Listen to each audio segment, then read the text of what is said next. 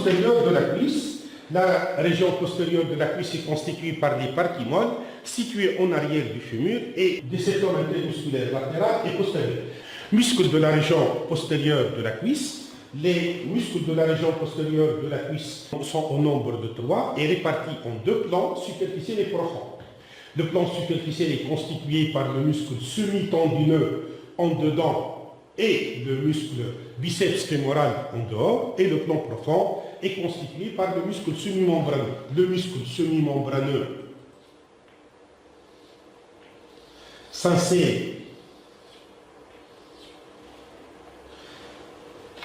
par un tendon sur la face postérieure de la tubérosité sciatique. Le muscle semi-membraneux s'insère par une lame tendineuse sur la face postérieure de la tubérosité sciatique.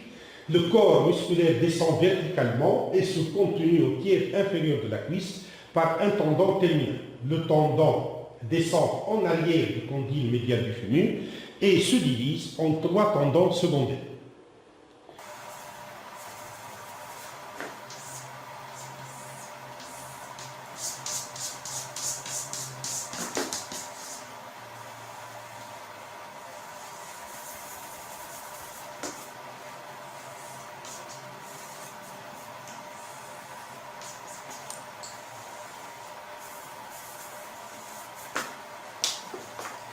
Le tendon descend en arrière du condyle médial du fémur.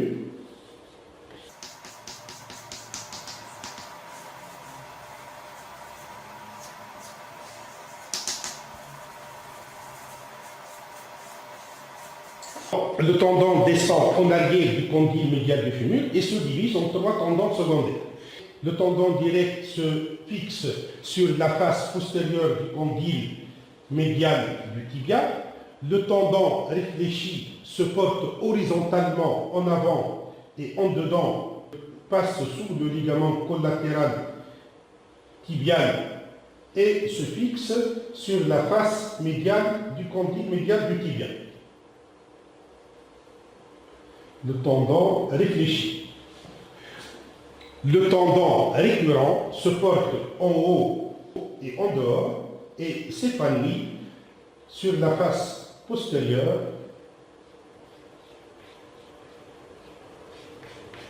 de la coque condylaire latérale de la capsule articulaire du genou.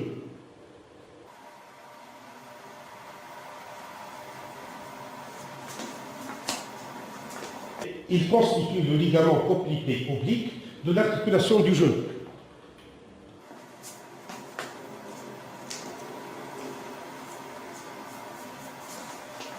Le muscle semi-membraneux est fléchisseur et rotateur médial de la jambe.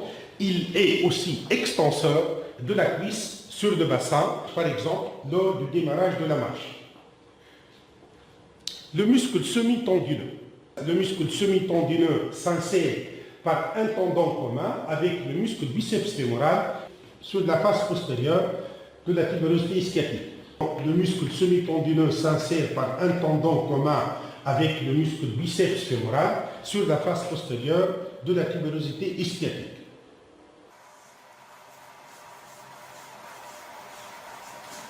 Le corps musculaire fusiforme descend verticalement jusqu'au tiers inférieur de la cuisse où les fibres musculaires se jettent de nouveau sur un tendon grêle.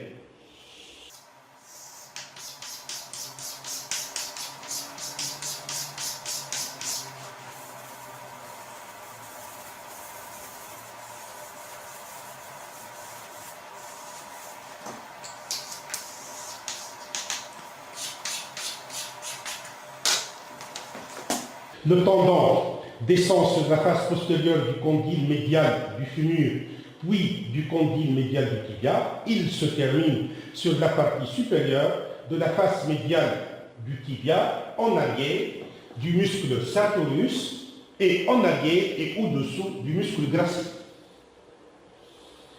avec lesquels il constitue les tendons des muscles de la patte droite.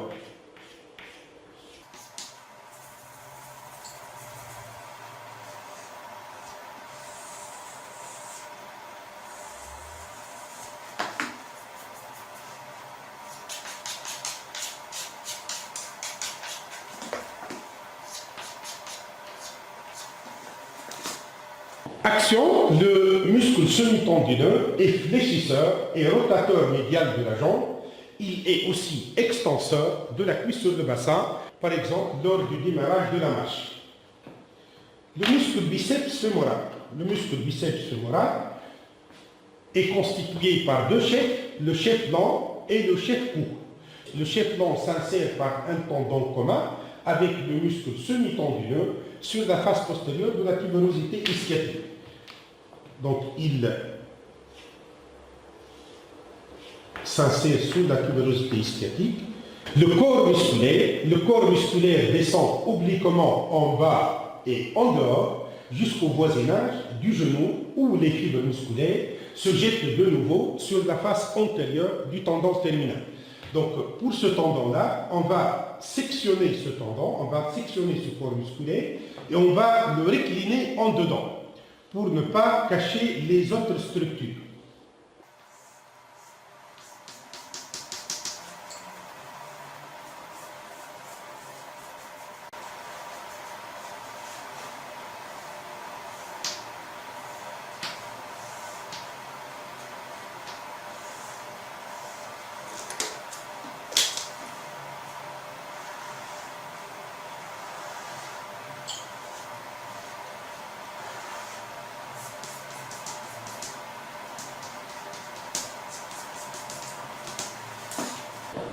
Et ce corps musculaire est retrouvé à la partie basse, ici,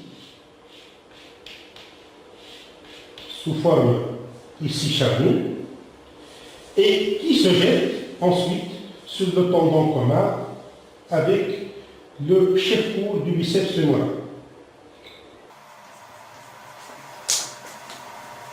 Le chef court du biceps fémoral s'insère par de courtes fibres tendineuses sur la lèvre latérale de la ligne A.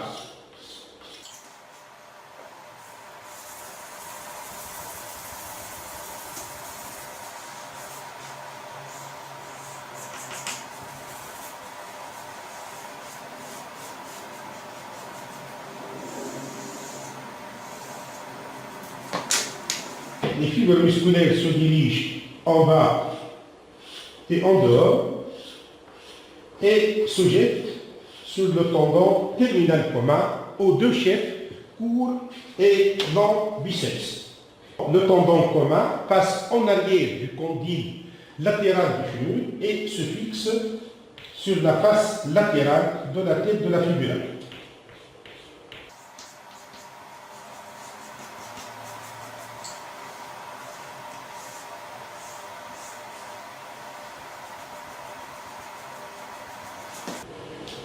Action, le muscle biceps fémoral est fléchisseur et rotateur latéral de la jambe. Le chef long participe à l'extension de la cuisse sur le bassin, par exemple lors du démarrage de la marche.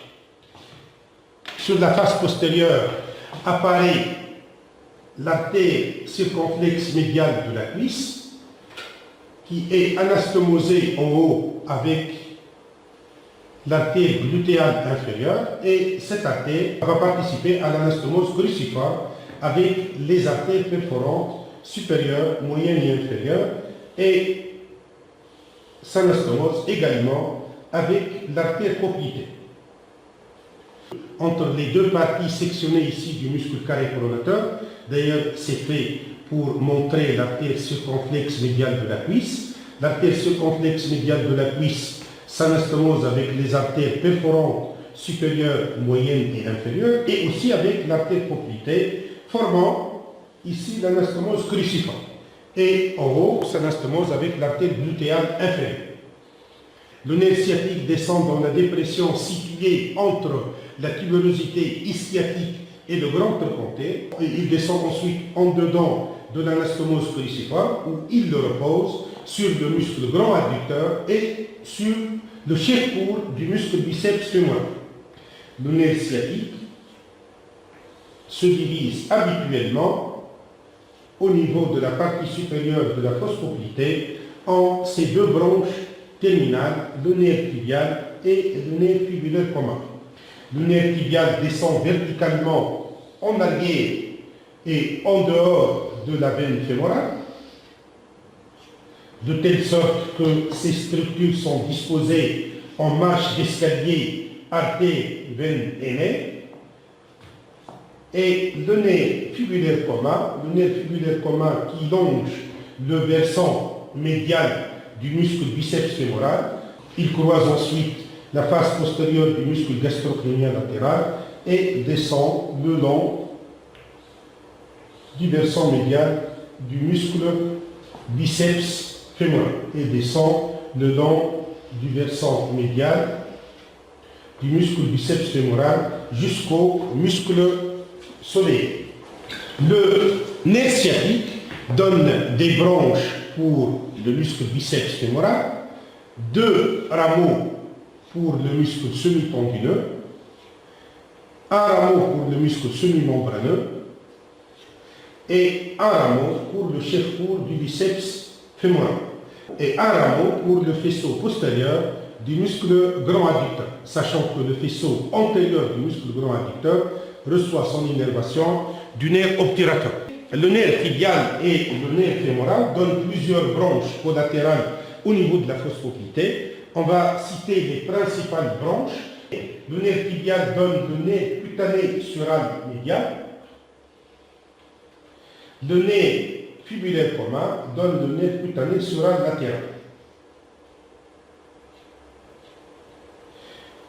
Et le nerf tibial donne aussi, ici, dans la fosse poplitée, ici, les nerfs du muscle gastrocnémien.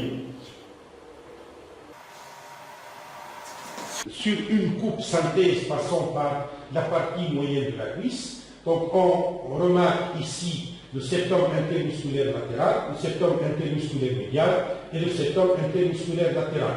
La région antérieure de la cuisse, qui comprend la loge antérieure de la cuisse, la loge médiale de la cuisse. Dans la loge antérieure, on trouve le vaste latéral, le vaste intermédiaire, le droit fémoral et le vaste médial.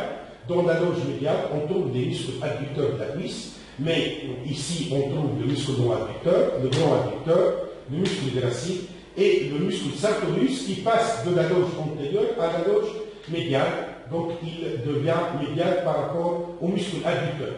Le muscle pectiné et le muscle court adducteur sont situés au-dessus de la queue. La région postérieure comprend 3 muscles, le muscle biceps fémoral avec le chef court et le chef long, le muscle semi-tendineux et le muscle semi-membraneux. Avec le nerf sciatique qui repose ici sur le muscle grand adducteur et sur le chef court du muscle biceps fémoral. Dans la loge médiale passe l'artère fémorale accompagnée de sa veine fémorale et cette veine croise en spirale la face postéro-médiale de l'artère fémorale, si bien qu'elle est située à la partie basse en dehors de l'artère fémorale et à la partie haute, elle est située franchement en dedans de l'artère fémorale.